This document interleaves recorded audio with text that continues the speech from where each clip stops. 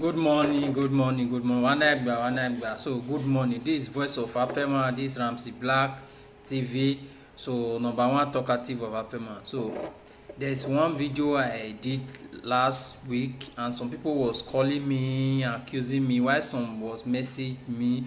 So why you would do that video? This and this and that and this. So wetin I wan try tell you, my brother. So this one now dey appeal say our people don dey work. They don dey work well wey gbemume eyamahe gbikanya. Because why I talk am, so you see Ijetu market, Zari market, the way the market take dey now, me I no even expect say the market go fine like that. Because the market now be like say money wey dey collect for the market, they don dey use am well well, because they no fit dey use am. Because they don tell me say the market sef, they don get toilet for each row, each stand. They don get toilet, and they don buy cars, they don buy keke napep wey dey help women take dey carry goods around the market. So na make me bring this one to una. So my chairman Monofi, you try well for the job well done wey you dey do for this Etsako West local government wey you new enter. So you dey try, and the market wey come be like say e come fine.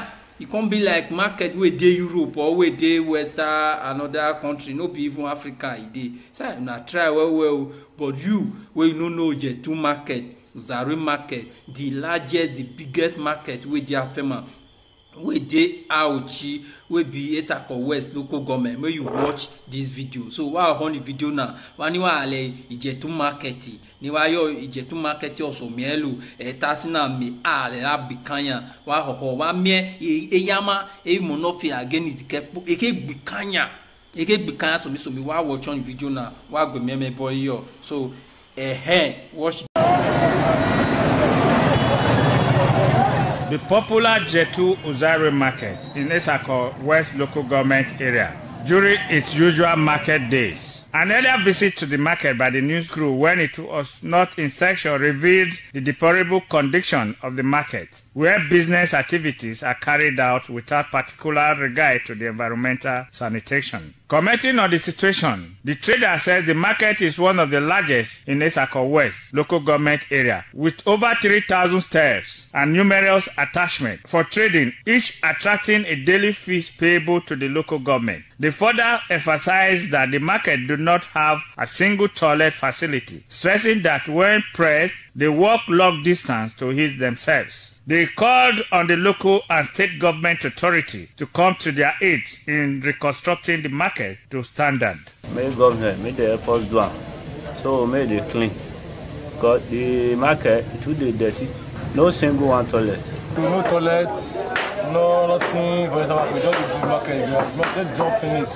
So we thought what we consider maybe like this before. Very fine palace one, but now I don't finish. You know for the good at all. May government do whatever the airports. So never the airport put toilet for here. Even the one piece come for our market. The market go near to there, go peace. This market here, you know even good at all. Even the rain for this rain go put our meat, beat everything, but our meat go spoil. We want the government to repair the market for us. This market for so long, so we call this a circle. This market need to be renovated. Make a renovator. Okay. Number one, toilet no dey.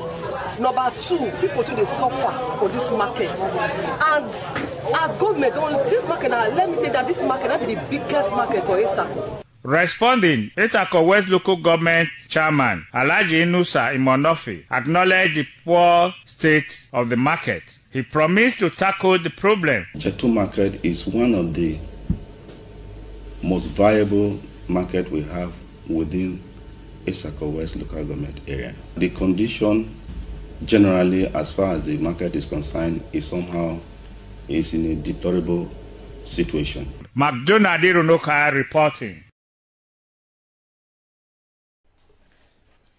Shey you don see the market where they show you. Shey you don see the market. Na say blind today talk, na say blind dey call people. Shey you don see market wey my mother, your mother, their mother for the market.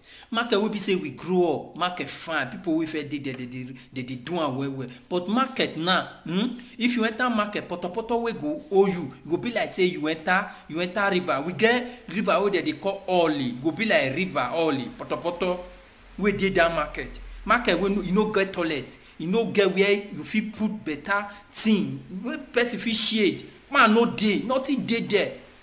Dem dey collect tax, dem dey collect everything, dem dey beat people, dem dey beat people different money, and people don lose their property because of that market wey be say dem no fit sell till today, dem no fit sell.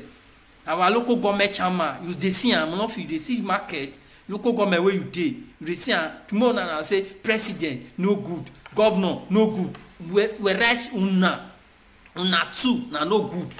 See local government o wey be say tax collector na every time dem dey collect tax for the market. Local, all those people wey dey work for local government na una dey talk to, una go wear khaki, una go bend beret cap like police wey dey go collect roja for road. Una go market, go dey collect women money, go dey collect men money, go dey do things for the inside market, whereas una no dey collect the money, go dey do position the market the way e suppose be, do things for the people wey be say dem go dey see the market where dey for dey sell things.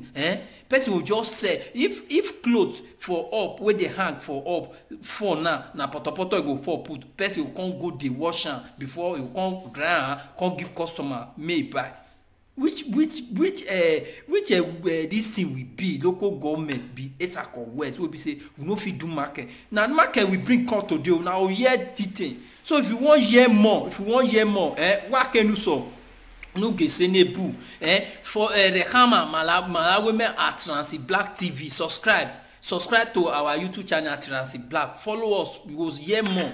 We go hear wetin dey happen for Esako, the full afema. No be only Esako West, Esako East, and Esako Central. You go hear more because our leader they no dey do anything. They just dey collect money. During election, now you go see them. During election they go like to fry garri. They go dey follow women wey dey fry garri. They go dey shout, "Hey, make dem say they good." See am now, small market, local government no fit do. Talk of where about state, where about federal government, they will discuss all those ones. So this is your boy Rancy Black. Thank you for watching. Please subscribe to our YouTube channel. One love. This is Voice of Afema. One love. Thank you.